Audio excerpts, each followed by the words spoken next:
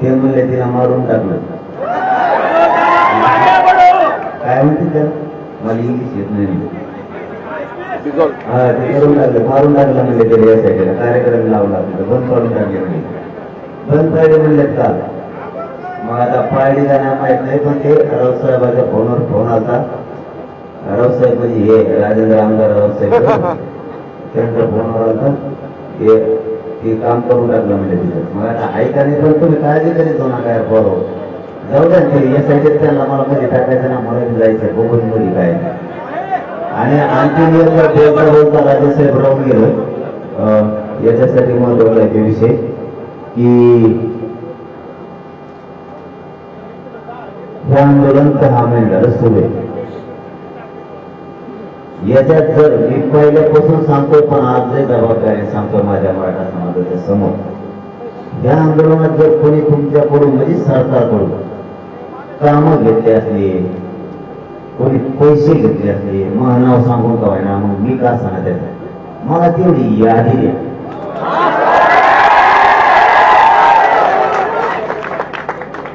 हे आंदोलन गोरगरीब मराठीचा फक्त त्यांना मोठं व्हायसाठी नाही. माया कानावर 100 कोटीचा आकडा मी लय जबाबदारीने शब्द सांगतोय. मग वेळ आली ना, मी कोण म्हणलाय त्या माणसाचं नाव सुद्धा घेत असतो. जो माणूस फोनवर म्हणला, मग त्याची चौकशी करायची असली तर करा. तू म्हणलाय कसं त्याला हे जर याच्यात कोणी कमी असेल मग त्या मी बी असलो तरी सुट्टी, मी असलो तरी सुट्टी नाही, माझ्या शेजारचा असला तरी सुट्टी नाही. मला खूप गोष्टी ऐकायला मिळाल्या. माया गरिबाचं चांगलं व्हावं म्हणून या आंदोलनाने. आणि कोणी जरी तुमचं नाव सांगून जर कोणी सांगितलं हे काम करा, ती बदली करा, किंवा हे 10 लाखाचं ग्रामपंचायतला द्या, 40 कोटीचं समृद्धीचं द्या, आणखी 2-4 पंचकोटी काम ते द्या.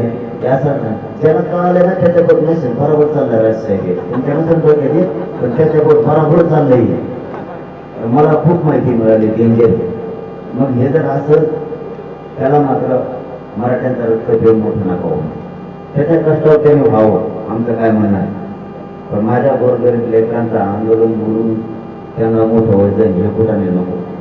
आणि ते पत्रकार परिषदा तुमच्या आडून गेलं कोण काही जण बरेच जण गेले, ते थांबवा तुमच्या हातात लय बरं मुंबई काही काही कोणी बी आमच्या त्यात थोडी दे मुंबईत येऊन बसी देत त्यांना तिकडे गुलाबजाम खाऊ घाली ते आमचे बाबा खूप बोलत आहे तिथं ते सरकारचे कोण त्यांना हे करते ते थांबवा. आता हे राजेसाहेबांचं झाले तर आपण आमरण उपोषण हे स्थगित करतोय. आपल्या जे आहे बहिणींना काही मार लागला होता राजसाहेबांच्या, त्यांच्या हाताने आपण ते पाणी घेऊ. पण एक महत्वाचं सांगत राहिलं ती ऐका, अण्णा ऐका. एक मिनिट.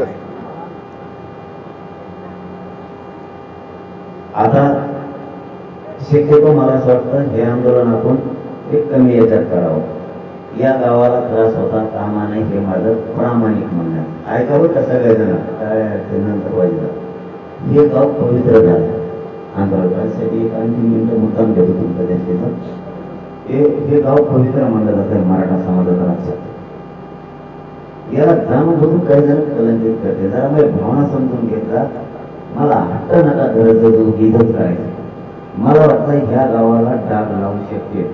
चांगलं नाव झालेलं आहे गावाचं, पवित्र नाव झालेलं आहे. याला पंढरी म्हणजे थोडक्यात मराठीची आपला सामाजिक आरोग्य तसं म्हणतो की जे माती कपाळाला लावतं.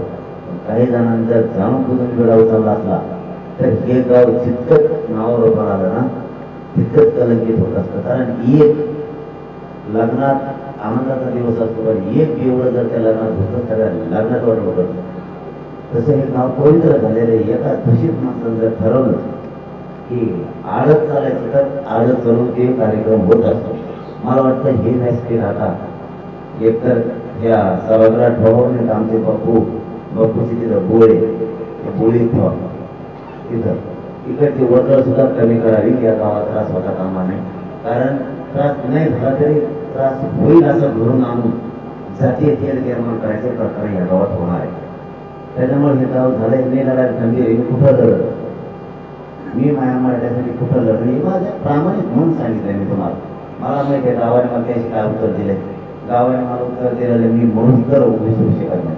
त्यांनी सांगितलं पुरा गावाला जरी बोलायला घातलं, पुरा गाव जरी मारलं तरी महाराष्ट्रातल्या मराठ्यासाठी आम्हाला सगळ्यांना मारायचं,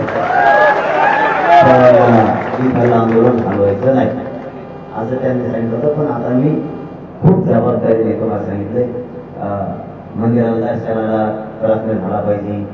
तुम्हाला काय काय विकास गावाचा काढाय तुमच्या ते टाकून घ्या, चांदीचे डांबरी म्हणजे काय विकास करून घ्या चांगला, काय आणखी काय प्रकार असतील ते सगळं व्यवस्थित टाकून घ्या तुमचं. आमचं आंदोलन एका कोपऱ्यात जाईल, चालत नाही चालत त्याची अडचण नाही. आता आंदोलन चालू तरी काय करायचं, 100 देश आहे ते आपल्याला आरक्षण देते, सगळं आंदोलनाच्या विषयी नाही दिलं तर आपण सत्तेतून आपण घेऊ, नाही तर आपण सत्तेत जायचं नाव घेऊन पुढे म्हणून टाकायचं. पाडला तुला मोठा आता नाही का चालू आहे इथं सध्या स्थगित आपण हे केलेलं आहे. इथं साखळी चढून देऊ, फक्त हे छोटस हे ठेवू. गावाची इच्छा असते तर नसलं तर पुढचा निर्णय आपण नंतर घेऊ, 1-2 दिवसांनी. पण शक्यतो आता अंतर्वलीतला विषय थांबवावाच असं मला वाटतं. आपण स्थलांतर का पुढं करणं व्हायना, पण हे डाग लागू नये. ग्रामपंचायतचा काय ठराव होता तर काहीला वाटू नाही, आणि असं केल्यामुळं पळून जावं लागलं काही, त्याच्यामुळे ते करणं गरजेचं होतं. आणि याच्यात सगळ्यात जास्त आपल्या दिलीपराव तटकरेचा विसरू नका, मराठीच्या लोक लक्षात असू का, विसरू नका त्या माणसाला. तेव्हा माणूस ओबीसीचा असून सुद्धा खंबीर आपल्या बाजूने उभा राहायला, गावकरी सुद्धा